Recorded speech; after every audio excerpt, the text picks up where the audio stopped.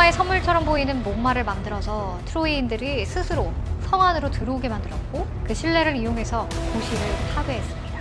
그에게 트로이 목마는 적을 물리친 영광의 순간이 아니라 자신이 인간으로서 지켜야 할 어떤 것을 잃어버리는 순간입니다.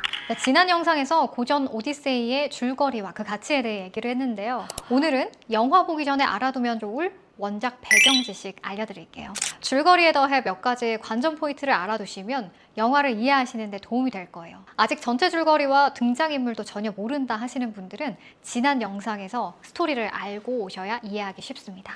먼저 트로이 목마입니다. 트로이 목마는 오디세우스라는 인물을 이해하는 데 매우 중요한 장치죠. 호메로스의 오디세이아에서 오디세우스는 무엇보다 지혜로운 영웅입니다. 그는 힘으로만 싸우는 다른 인물들과는 달리 머리와 언변, 전략으로 위기를 돌파하는 인물이에요. 트로이 목마 역시 그런 오디세우스의 능력을 상징하는데요. 10년 동안 함락시키지 못했던 트로이를 단 하나의 계략으로 무너뜨렸기 때문입니다. 호메로스는 이 트로이 목마를 적을 이긴 영웅적 지략으로 묘사합니다. 하지만 놀란 감독은 이 장면을 조금은 다른 시선으로 바라보죠. 논란의 오디세우스에게 트로이 목마는 단순한 승리의 순간이 아닙니다. 오히려 자신의 삶을 무너뜨린 첫 번째 죄의 순간으로 남습니다. 왜냐하면 오디세우스는 고대 그리스 사회에서 매우 중요하게 여겨졌던 가치인 크세니아를 이용했기 때문인데요.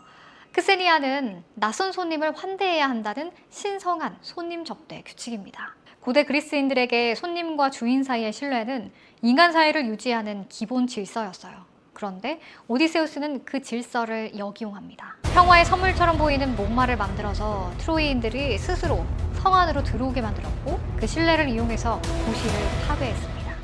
물론 이건 전쟁에서 승리하기 위한 탁월한 전략이었습니다. 하지만 논란의 영화 속 오디세우스는 바로 이 지점에서 질문을 합니다. 승리를 위해 내가 넘어선 선은 무엇이었는가? 그에게 트로이 목마는 적을 물리친 영광의 순간이 아니라 자신이 인간으로서 지켜야 할 어떤 것을 잃어버리는 순간입니다. 이것이 바로 영화 속 오디세우스가 겪는 영적 존재론적 붕괴입니다. 그는 나는 무엇을 위해 싸웠는가?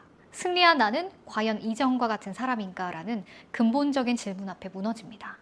원작은 인간이 자신이 속한 자리에 자신의 고향과 공동체로 돌아가려는 근원적인 욕망에 관한 이야기며 오디세우스가 고향 이타카 왕국을 되찾는 것으로 결말을 맺습니다. 그런데 논란의 결말은 다르죠. 영화를 보시면서 트로이 목마가 오디세우스에게 어떤 의미로 남는지, 그리고 그가 진정 되찾으려는 것이 고향인지 아니면 잃어버린 자기 자신인지 함께 생각해 보시면 좋겠습니다. 두 번째는 아가멤논과 메넬라우스에 대한 이야기입니다. 아가멤논과 메넬라우스는 형제이자 왕인데요. 아가멤논은 미케네의 왕이고 클리타임네스트라와 결혼했습니다. 메넬라우스는 스파르타의 왕이며 헬레나의 남편이고요. 아가멤논은 권력욕이 강하고 잔혹한 지도자로 묘사됩니다. 그는 트로이 전쟁에서 승리하기 위해 자신의 딸까지 희생시켰는데요. 동생 메넬라우스의 명예를 위해서 전쟁을 시작한 것처럼 보이지만 결국 트로이를 정복하려는 자신의 야망을 위해 전쟁을 확대했다는 해석도 있습니다. 전쟁이 끝난 뒤 메넬라우스는 헬레나와 함께 행복하게 고향으로 돌아갑니다. 하지만 아가멤논은 달랐습니다. 그가 집에 돌아왔을 때 아내 클리타임네스트라는 그를 따뜻하게 맞이하지 않았어요. 그리고 그녀는 칼로 그를 죽입니다. 그가 딸을 죽인 일에 대해 복수를 한 거죠. 세 번째는 칼립소에 대한 이야기입니다. 오디세우스는 전쟁이 끝난 후 10년 동안 길을 잃었습니다. 하지만 그 시간을 모두 바다 위에서 보낸 건 아니죠.